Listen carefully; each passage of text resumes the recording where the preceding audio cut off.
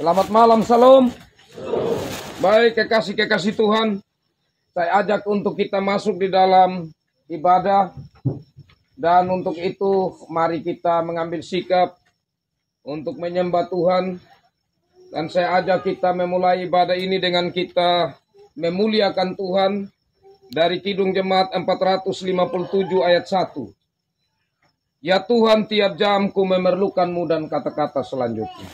Ya Tuhan, tiap jam ku memerlukan-Mu. Kita berdoa. Ya Allah Bapa di sorga, saat ini di saat Tuhan mempertemukan kami untuk urusan adat dalam rangka menyelesaikan urusan adat yang belum terselesaikan yang lalu, demi melanjutkan untuk urusan adat perkawinan anak-anak kami, keluarga kami. Karena itu malam hari ini ya Tuhan, di saat kami bertemu dan sebelum kami melanjutkan pembicaraan, kami bersama-sama akan mendengar merenungkan firman Tuhan. Karena segala sesuatu yang kami alami, yang kami rencanakan dalam hidup ini, itu semua tidak terlepas dari campur tangan Tuhan. Dan saat ini ya Tuhan, kami membuka hati kami untuk kebenaran firman Tuhan tertabur. Mari datang dan berfirmanlah ya Tuhan dalam Yesus Kristus.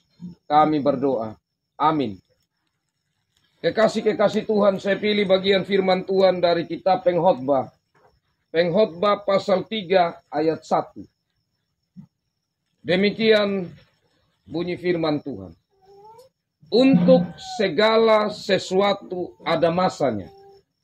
Untuk apapun di bawah langit ada waktunya. Untuk segala sesuatu ada masanya, untuk apapun di bawah langit ada waktunya. Demikian sabda Tuhan. Berbahagialah kita yang selalu rindu firman Tuhan. Baik itu membaca, mendengar, merenungkan, dan juga mau melakukan atau memelihara dalam hidup sehari-hari. Shalom. Shalom. Saudara-saudaraku yang saya kasihi dalam Tuhan Yesus Kristus.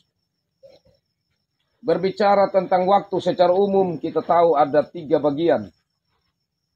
Atau dalam bahasa lain 3 dimensi. Waktu yang sudah lewat atau masa lalu. Waktu sekarang atau hari ini. Dan waktu besok atau yang akan datang. Berbicara tentang waktu, juga kita akan mendengar ada 2 ungkapan yang sering kali itu diucapkan orang. Atau mungkin bisa juga kita pernah pikirkan dan ucapkan itu. Yang pertama, orang bilang waktu ini seperti roda yang berputar. Jadi seperti ada siang, ada malam, ada waktu yang baik, ada waktu yang kurang baik. Dia terus berputar. Tapi orang lebih berpikir bahwa seperti roda itu karena dia tidak ada putus-putusnya. Dia terus berlangsung. Karena itu kekasih-kekasih Tuhan, maka ada orang yang akhirnya karena pandangan ini, maka mereka berpikir, kan masih ada hari esok. Seperti minta maaf kalau orang Kristen, kita pengikut Kristus, kalau hari Minggu ini, minggu ini kan saya belum bisa pergi. Tapi kan masih ada minggu berikutnya. Karena kita berpikir bahwa waktu ini dia terus bergulir. Hari esok masih ada, hari esoknya masih ada. Dan untuk hal ini, maka tidak sedikit orang yang terjebak. Tidak menggunakan waktu itu secara baik. Artinya menunda-nunda sesuatu yang bisa itu dilakukan hari itu. Yang kedua, ada yang berpikir bahwa waktu ini seperti gelombang atau ombak di laut. yang dia berjalan bergelombang dan sebentar gelombangnya itu keras, sebentar gelombangnya itu seperti saat angin tidak keras. Dia agak gelombang yang teduh. Orang berpikir seperti gelombang, maka hidup yang dijalani dalam waktu seperti ini, maka itu kadang akan mendapatkan situasi yang sulit sekali, seperti gelombang besar. Kadang akan mendapatkan situasi yang baik. Artinya ada yang berpikir bahwa hidup ini ibarat sesuatu yang sudah ditentukan, jadi ini nasib. Jadi ada orang memang memandang bahwa apa yang dia alami dalam perjalanan waktu di hidup ini, kalau dia merasa itu baik keadaannya, nasibnya sudah baik. Dan orang yang bergantung pada nasib seperti ini, itu orang yang kebanyakannya memiliki sikap pesimis tentang hidup. Tidak begitu optimis. Nasib susah, jadi petani yang susah begini. Jadi seperti itu rasa pesimisnya. Tidak ada optimis untuk bagaimana bangkit untuk lebih maju.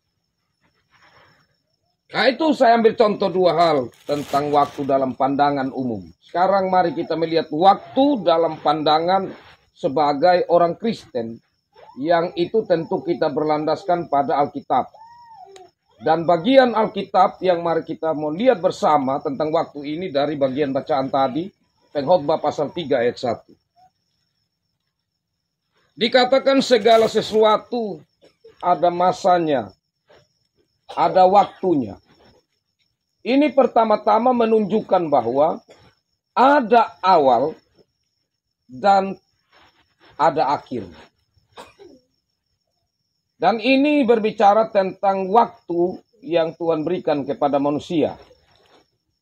Kalau istilah yang agak berat sedikit, tapi umum juga, itu sering disebutkan.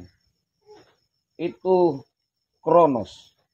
Kalau kita lebih panjang sedikit, yang biasa istilah kronologi.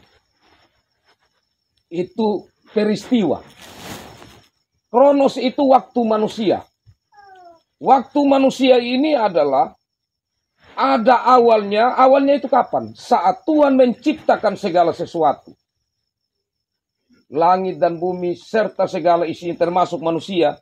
Maka di situ Tuhan memberi waktu itu diawali oleh segala ciptaannya, terlebih khususnya yang memahami itu manusia. Tapi kita sendiri tahu bahwa ada akhirnya nanti, yaitu akhir zaman. Tuhan mengakhiri segala sesuatu yang Tuhan sudah ciptakan di dunia ini di dalam satu ciptaannya yang sementara. Karena ada kekekalan yang Tuhan sediakan. Nah, dalam perjalanan waktu yang kita jalani, yang Allah berikan, itu berhubungan dengan kesempatan. Artinya, kalau kita sudah menjalani hari ini, kita tidak bisa kembali ke hari kemarin. Karena kita punya batasan sebagai ciptaan. Waktu yang Tuhan berikan untuk hari ini, tinggal kita, kalau Tuhan masih kasih kesempatan, kita menjalani lagi hari selanjutnya atau waktu selanjutnya. Untuk kita kembali lagi ke masa lalu, itu tidak mungkin. Karena itulah maka waktu yang Tuhan berikan bagi kita harus terikat dengan waktunya Tuhan atau Kairos. Waktunya Tuhan itu bukan sekedar yang Tuhan kasih 1 kali 24 jam dalam satu hari. Kesempatan demi kesempatan. Tetapi memaknai waktu yang Tuhan berikan itu secara rohani. Dalam hari ini waktu yang Tuhan berikan itu saya lakukan untuk apa? Itu saya pertanggungjawabkan kepada Tuhan. Karena itulah maka hari ini di saat kita ada di sini dalam rencana kita, di dalam kesempatan yang Tuhan berikan untuk kita lakukan, maka benarlah kalau kita melandasinya di dalam Tuhan. Karena kita mau merenungkan bahwa waktu yang Tuhan berikan untuk kita bertemu ini bukan sekedar adat budaya dalam pemahaman kita orang beriman. Tetapi memiliki makna bahwa ini waktu yang Tuhan izinkan bagi kita. dan waktu yang Tuhan izinkan, kalau itu benar-benar yang Tuhan mau untuk kita hari ini, pasti dia berjalan dengan baik. Kalau bukan waktunya Tuhan, itu hanya rencana kita, dia tidak akan berjalan dengan baik. Kalau begitu, bagaimana supaya dia berjalan dengan baik? Maka penyerahan diri kita kepada Tuhan juga. Dalam artian, saat Tuhan izinkan itu terjadi dalam hidup kita, maka kita harus renungkan itu secara baik. Bahwa Tuhan tahu bahwa yang kami mau lakukan ini adalah hal yang baik. Secara budaya yang Tuhan izinkan dari dahulu kala. Untuk menata hidup supaya berjalan dengan baik. Maka budaya dengan segala syarat-syarat dan aturan-aturan lisan yang kita jalani sampai hari ini, itu bahkan kita pandang sakral. Sebagai hal yang harus kita lewati karena ada akibat kalau kita tidak melewatinya. Atau itu seperti kata kasarnya orang yang tidak mengerti atau tidak tahu adat. Dan kita tidak mungkin akan melanggar itu. Kita melalui ini. Tetapi harus tetap dilandasi dan dicermati dari kacamata pandang rohani. Dan firman Tuhan mau menyatakan, ini waktu yang Tuhan berikan kepada kita. Mari kita isi dengan baik. Karena apa yang kita lakukan malam ini, di saat kita melandasinya dengan hal-hal yang penuh perenungan dan dijalaninya dalam Tuhan, maka itu akan membawa dampak berikutnya. Karena kita akan melanjutkan urusan anak-anak itu, saudara kita ke depan. Itulah yang kita rindukan. Dan yang terakhir, karena waktu ini milik Tuhan, dan waktu Tuhan yang berikan kepada kita, termasuk hikmat untuk kita memikirkan, merencanakan segala sesuatu, mengisi waktu kesempatan yang ada, maka pertaruhkanlah terus di dalam Tuhan. Maknailah terus di dalam Tuhan. Sehingga hal ini menjadi teladan baik, yang kita terus lanjutkan, bukan saja teladan secara budaya, tetapi juga teladan secara rohani. Kita mau teruskan. Bahwa apa yang baik yang kita mau lakukan, itu semua kita pertaruhkan di dalam Tuhan. Karena tidak ada sesuatu yang dapat berjalan dengan baik kalau Tuhan tidak memberi waktu. Dan Tuhan tidak menuntun kita dengan hikmatnya. Bahkan dengan segala rejeki yang dapat mendukung untuk apa yang kita rencanakan dan kita mau jalankan. Kiranya Tuhan, sang pemilik waktu, yang memberikan kesempatan untuk kita melakukan apa yang menjadi rencana kita.